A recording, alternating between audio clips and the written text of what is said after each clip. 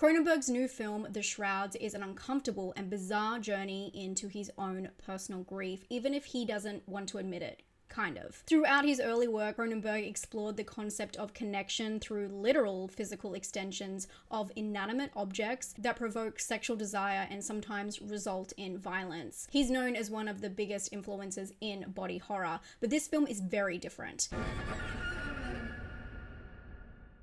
The Shrouds follows an entrepreneur who, after losing his wife in a slow, painful way, becomes haunted by grief. In response, he creates a high-tech substitute for traditional graves, a device that can connect the living to the dead's body in excruciating detail. Which does sound like common Cronenberg, but this is the difference. Vincent Cassel plays Karsh, and it doesn't take audiences long to pick up on the similarities between this character, Karsh, and Cronenberg himself. The film that covers a wide range of ideas centers on grief. And it's impossible not to connect the dots after you consider that Cronenberg's wife passed away in 2017 and he wrote this film shortly after. But this is the thing, because he contradicts himself in different interviews on whether this film is autobiographical. He told Variety that once I start writing the screenplay, it becomes fiction, and I'm creating fictional characters who are not me. But there is a clear personal undercurrent with this film. In fact, during the Cannes press conference for this film, reported by Sportskeeda, Cronenberg said this: "It's not realistic, not autobiography, but somehow my experience of her death and my loss, with some other considerations, in that sense, it is my most autobiographical film." Unlike his earlier films, which suggest technology as an extension of ourselves, The Shrouds presents a modern perspective, how technology separates and disconnects us. At one point, Cronenberg had started making this into a Netflix series, where the structure would have followed Karsh traveling to different countries and establishing high-tech cemeteries, potentially clashing with local cultures, religion, and politics. And it's really easy when you see the film to imagine how that broader concept, broader scope,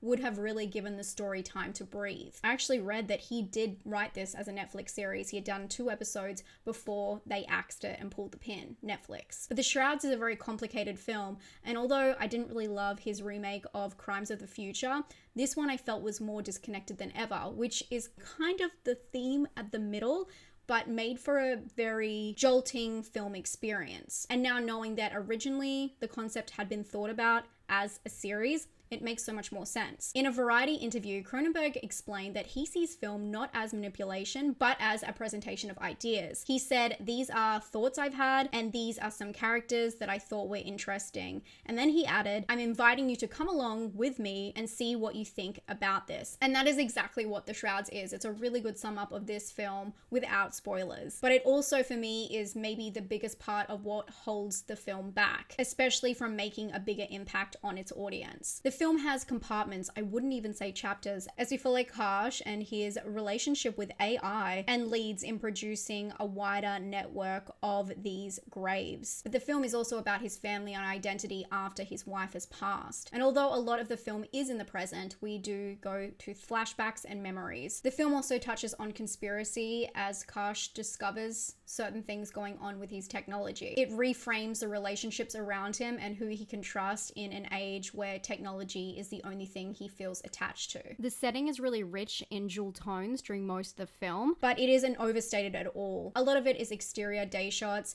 and it is very interesting in comparison to the idea of graves and death and grief in a film. I thought there would be a lot more darkness to it, but it's delivered in a very frank and realistic way for something that has such high tech that I don't even know if you can call it dystopian anymore, but just more alternative reality. I guess the cinematography in this film is very unpretentious without any frills, but I will say the equipment, the contraptions, those little elements are very well done and very well designed, but it's all very clean, crisp, modern, which gives it a certain sterile feel. I found it to be a deeply uncomfortable film, especially in its darkest scenes, and it really does strike a nerve for people who have experienced illness and what that can do to a loved one. I felt extremely uncomfortable while watching it. I would definitely put this in a disturbing pile. It's strong and direct, but these moments feel like fleeting thought experiments, played out very briefly before shifting into paranoia and conspiracy. The film wants to say so much about death, love, life, memory, and cycles, but it never gives itself time to fully explore one idea. And its dry delivery, it's very mumblecore in a sense. While that can be haunting, someone delivering something something in such a matter-of-fact way that is so disturbing, but it resets from scene to scene with the delivery, never allowing tension to build into something truly disturbing. And like Cronenberg has said, the film is meant to be a bunch of different ideas that he has had and experiences that he has had from profound grief. But although these ideas are introduced and communicated very clearly, I don't feel like they fit in this kind of feature film. Perhaps a Netflix series or just a series would have served Cronenberg better after all, giving each concept and character the space they deserve. It's a lot to fit in the themes of death, grief, and how we connect with the dead. There is a lot going on in this film, and there's a lot of good, but the delivery just didn't work for me. While The Shrouds contains some body horror elements, it ultimately occupies the same space as many Cronenberg's films, sitting in between genres, not belonging fully to one. And again, I wouldn't call it a slow film. I know other people have described it as that. I just think it's a very dry delivery, and it's not the high impact that you want, although some of the moments really had me shocked. The film refuses to muddy its heavy themes with melodrama, but perhaps a little bit more tension wouldn't have hurt. Sometimes films are simply a thought experiment, and people should go into The Shrouds expecting that. I was excited for this film knowing the concept was about high-tech graves and how we connect with the dead after they're gone, and I thought it would dive headfirst into this central idea, but the film kind of shatters and becomes several things at once. It distances us from the body horror more than ever before as we watch characters detach from death through a screen, and then through another screen, we're sitting as the audience. We are further from humanity than ever, and technology is now separating us in a completely different way than it had in earlier films from Cronenberg, and I do like that exploration. And while it's an interesting concept in showing it to us that way, and maybe that is why it's so dry, leaving us feeling very disconnected from something that is meant to be a very personal experience, it works more as an art piece or an idea than a film itself. And I don't think a lot of people are going to gel with it because of that. But I do think this video might be helpful to temper expectations. I love Cronenberg, you guys know that, but I'm going to give this one a 6 out of 10.